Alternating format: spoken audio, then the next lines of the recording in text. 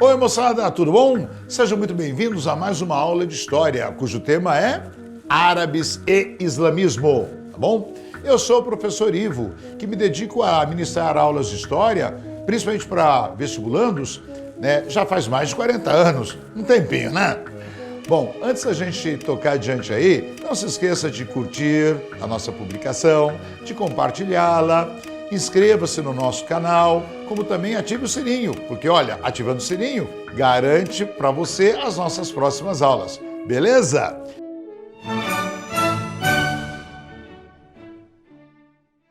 Olha só, não dá para você separar árabes da religião muçulmana, do islamismo. Mas vamos lá.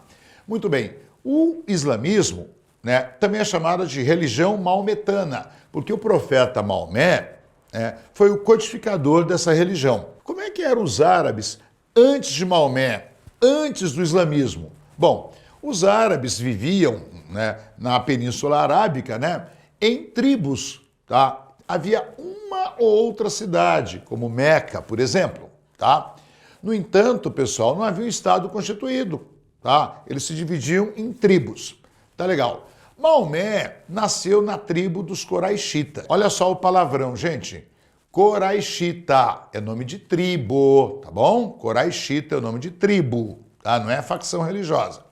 O nosso amigo Maomé, o profeta Maomé, ele nasceu de uma família de mercadores e acompanhando os membros de sua família nas viagens para fazer comércio, ele vai entrar em contato com outras culturas, com outros povos, com outras religiões, como com cristãos e com judeus, que já vão ser o quê? Monoteístas. Lá pelas tantas da vida, Maomé se casou com uma viúva rica e não precisou trabalhar.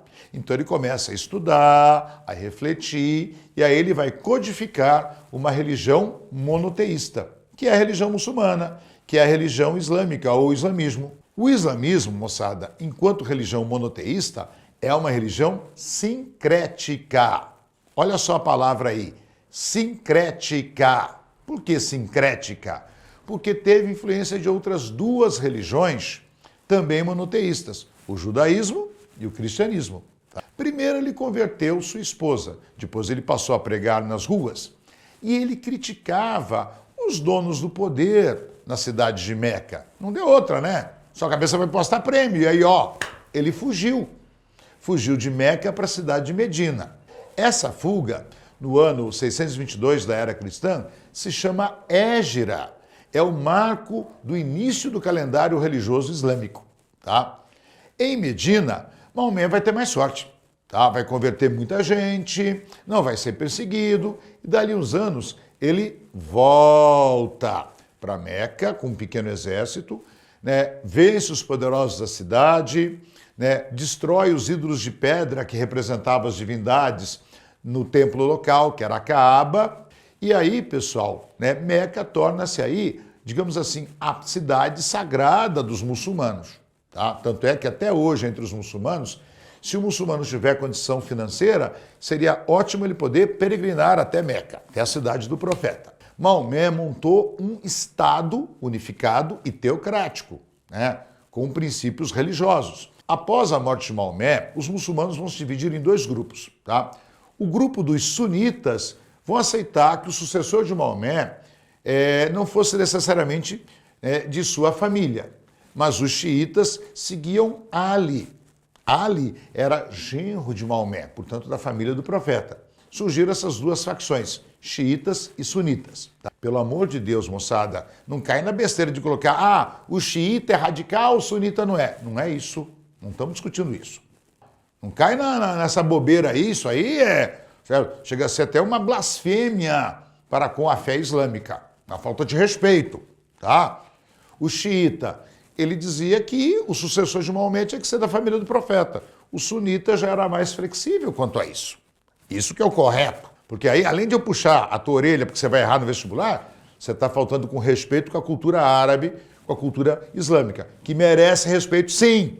Agora, olha só, moçadinha, o sucessor de Maomé tinha o título de califa, tá? Eram os califas, que eram chefes religiosos, chefes políticos e militares. E aí começou um processo de expansão dos árabes. Quais os fatores dessa expansão? Converter os chamados infiéis. Quem eram os infiéis? Né? Aqueles que acreditavam em vários deuses. Porque Maomé, na doutrina em si, vai pedir respeito para com os povos monoteístas, ou seja, judeus e cristãos. Ah, mas os problemas assim, assado. Aí não é um problema da doutrina, gente. É um problema chamado política e ser humano. Mas está lá, olha, você tem que respeitar, né, aqueles que são monoteístas. Né? Então, primeiro fator, converter os infiéis. Depois, é claro, necessidades agrícolas, né? Produzir comida. A expansão do comércio, expansão da cobrança de impostos, é claro. Com a expansão do Império Árabe, e aí a capital dos árabes vai ser transferida da cidade de Meca, que continuou sendo um centro religioso, como é até hoje, mas a capital, a sede administrativa, foi para a cidade de Damasco, com os califas da dinastia da família Omíada. Essa cidade, que hoje é a capital da Síria, tem o nome delicioso. Depois, mais tarde, no auge do Império Árabe, tá, a capital vai para a cidade de Bagdá, que hoje é a capital do Iraque. Tá? Quando os califas eram da dinastia abássida. Olha só, gente, o mapa do Império Árabe. Olha o tamanho do Império Árabe. Como que ele ficou? Pegando áreas do Oriente Médio, algumas áreas da Ásia Central, norte da Índia, tá? Atingindo o norte da África e atingindo a Europa. Olha só, os árabes dominaram quase toda a Península Ibérica, onde hoje são países como Portugal e Espanha. Tá? Olha só aí o tamanhão do Império Árabe. Né? O tamanhão, como é que ficou? Tá? Poxa, prof, quer dizer que eles dominaram o que é hoje Portugal? Sim, por isso que nós temos palavras na língua portuguesa de origem árabe. Tá? Por exemplo, azeite, alfaiate, isso é palavra de origem árabe, que a presença árabe, né, na Península Ibérica durou alguns séculos. Tá? Muito bem, né? Esse império ficou enorme, né? Como você pode ver aí. Agora, por que esse império decaiu? Tá? Brigas, né, internas, surgem outros califados, o próprio gigantismo, né? O império ficou grande demais. Tá? E aí, um outro povo que vai se tornar muçulmano, mas vai querer poder, os turcos, a expansão dos turcos. Dos turcos aí que vão, né, gradativamente ocupando áreas que eram dos árabes. Especificamente na Península Ibérica, a decadência do domínio árabe se dá pela Guerra de Reconquista, né?